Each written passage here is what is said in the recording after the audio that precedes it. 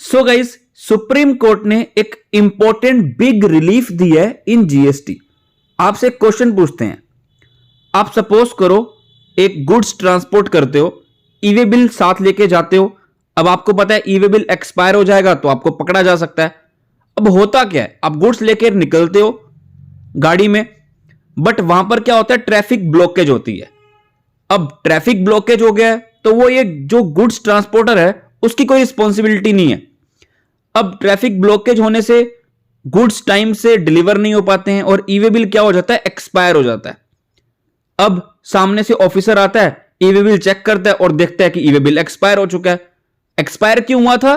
क्योंकि traffic blockage थी, जिसका ट्रांसपोर्टर तो कोई रिस्पॉन्सिबल नहीं है। कौन रिस्पॉन्सिबल है? गवर्नमेंट रिस्पॉन्सिबल है, अथॉरिटीज रिस्पॉन्सिबल है, वो क्लियर करेंगी पैसेज को। ट्रांसपोर्टर वाला थोड़ा उतर उतर के बोलेगा कि गई जगह दो मेरे को, मेरा ईवे बिल एक्सपायर हो जाएगा, वो खुद तो नहीं बोलेगा। तो इस केस में जब ईवे बिल एक्सपायर हो जाता है, ऑफिसर आता है, गाड़ी पकड़ लेता है, गुड्स को ले जाता है, फाइन भी लगा देता है। तो आप बताओ गाइस, वीडियो बाद में स्टार्ट करेंगे, क्या ऑफिसर को ऐसा करना चाहिए था? उसने फाइन लगा दिया, क्या इसमें हम रिस्पॉन्सिबल हैं किसी वॉयलेशन के लिए? तो अगर आप चैनल पे नए हैं तो चैनल को सब्सक्राइब कर लो, बेल बटन को प्रेस कर लो ताकि आपको सारी अपडेट्स मिलती रहें। वीडियो को लाइक, शेयर और कमेंट करना मत भूलना।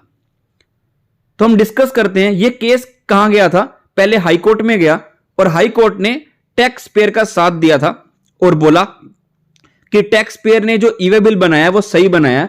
उसका एक्सपायर होने का रीजन सिर्फ ट्रैफिक ब्लॉकेज था, जिसमें रिस्पॉन्सिबल कौन है? रेवेन्यू अथॉरिटी रिस्पॉन्सिबल है for not providing smooth passage of traffic. तो जो भी आप उनके ऊपर फीस लगा रहे हो या फाइन लगा रहे हो तो वो लायबल नहीं होंगे। तो रेवेन्यू अथॉरिटी ने क्या किया, ऑफिसर ने क्या किया, पिटीशन फाइल कर दी against judgement pass by the high court. High court कौन सी थी? तेलंगाना हाई कोर्ट थी। इनकी जजमेंट के अगेंस्ट केस पास कर दिया, मतलब अपील कर दी। कहां पे? सुप्रीम कोर्ट में। सुप्रीम कोर्ट के पास अपील चली गई और सुप्रीम कोर्ट से पूछा गया कि आप बताओ कौन सही है? अथॉरिटी सही है जिन्होंने फाइन लगाया टैक्स पेयर के ऊपर, वो सही है ऑफिसर, या जो गाड़ी वाला ट्रांसपोर्टर है वो सही है? तो सुप्रीम कोर्ट ने क्या बोला? सो गाइस, सब फैक्ट्स के हैं। पिटीशन किसने फाइल की है? रेवेन्यू डिपार्टमेंट ने, मतलब ऑफिसर ने, जिन्होंने फाइन इंपोज किया था टैक्स पेयर के ऊपर। उनका नाम क्या है? Satyam Shivam papers private limited. Because ये हाई कोर्ट में गए थे और हाई कोर्ट ने जो ऑफिसर ने ऑर्डर पास किया था इन फॉर्म MOV09 और पेनल्टी लगाई थी और टैक्स लगाया था टैक्स पेयर के ऊपर, उसे रिमूव कर दिया था। अब रेवेन्यू डिपार्टमेंट जब सुप्रीम कोर्ट के पास जाते हैं, सुप्रीम कोर्ट में यही बोलता है कि it was held that merely just because of non extension of the validity of the e-way bill। और इसमें रीजन क्या था? Traffic blockage. ब्लॉकेज से वो ई-वे बिल एक्सपायर हो जाता है। अब उसकी एक्सटेंशन नहीं हुई है, तो जस्ट बिकॉज वो नॉन एक्सटेंशन हुई है, मतलब एक्सटेंशन नहीं मिली है उसकी ई-वे बिल के ऊपर, हम इसे ये प्रिज्यूम नहीं कर सकते जो टैक्स पेयर है वो टैक्स इवेड कर रहा है। क्योंकि जो ई-वे बिल एक्सपायर हुआ है वो ऐसे रीजन से हुआ है जो हमारे कंट्रोल में नहीं है। अब ट्रैफिक को सही से चलाना या पैसेज को क्लीन करना वो ट्रांसपोर्टर का काम तो नहीं है, तो उसके लिए वो रिस्पॉन्सिबल क्यों है? तो इसीलिए सुप्रीम कोर्ट ने भी क्या बोला, फर्दर डायरेक्टेड द पिटिशनर, मतलब ऑफिसर को बोला जिन्होंने फाइन लगाया था, कि जो भी आपने अमाउंट कलेक्ट किया वो आप रिफंड करो with interest at the rate of 6% per annum. और साथ में उनके ऊपर एक फाइन भी लगा दिया 10,000 रुपए का, जो कि वो पे करेंगे किनको? सत्यम शिवम पेपर्स लिमिटेड को।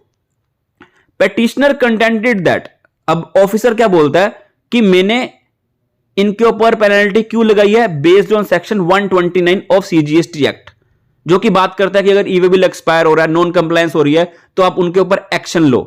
बट यहां पे जो रीजन था वो था एसएससी के कंट्रोल में नहीं था, ट्रैफिक ब्लॉकेज का रीजन था।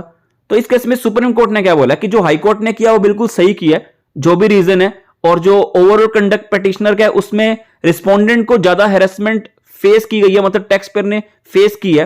Observe that there was no intent on the part of the respondent, मतलब टैक्स पेयर जिनका माल जा रहा था गाड़ी में, टू अवेड टैक्स। उनका कोई भी ऐसी प्रिजम्पशन नहीं ले जा सकती कि वो टैक्स इवेड कर रहे थे, because the goods couldn't be taken to the destination within time for the reasons beyond the control of the respondent, including the traffic blockage. Because agitation चल रहा था तो ट्रैफिक ब्लॉक होना था। तो अब रिस्पॉन्सिबल कौन है? टैक्स पेयर तो है नहीं है, and is responsible for not providing smooth passage of traffic। तो पेटिशनर खुद रिस्पॉन्सिबल है, ऑफिसर रिस्पॉन्सिबल है, गवर्नमेंट रिस्पॉन्सिबल है। और साथ में बोला गया कि there is no question of law nor the question of fact involve in the matter, because यहां पे जो रीजन है वो तो आउट ऑफ कंट्रोल है, ना तो ये क्वेश्चन ऑफ लॉ है ना तो क्वेश्चन ऑफ फैक्ट है। तो साथ में एक तो जो फाइन इंपोज किया पेटिशनर के ऊपर, एक वो अमाउंट लगाया उनके ऊपर, जो भी अमाउंट उनसे रिकवर किया था वो भी वापस ले लिया इंटरेस्ट के साथ, और एक further sum of INR 59,000 petitioner पे लगा दिया towards the amount of cost payable within 4 weeks over and above the sum of ₹10,000 already awarded by the honourable Telangana high court. तो पेटिशनर मतलब ऑफिसर को यह अमाउंट पे करना पड़ेगा। तो आपको समझ में आ गया होगा कि जब ई-वे बिल एक्सपायर हो रहा है because of reasons not in the hands of assessee tax payer, तो उस केस में आप गाड़ी पकड़ के ये प्रिज्यूम नहीं कर सकते कि हम टैक्स की चोरी कर रहे हैं। सो आई बिलीव आपको वीडियो काफी रेलेवेंट लगी होगी। वीडियो में कुछ भी अच्छा लगे तो लाइक शेयर कमेंट करना मत भूलना। Till then good bye.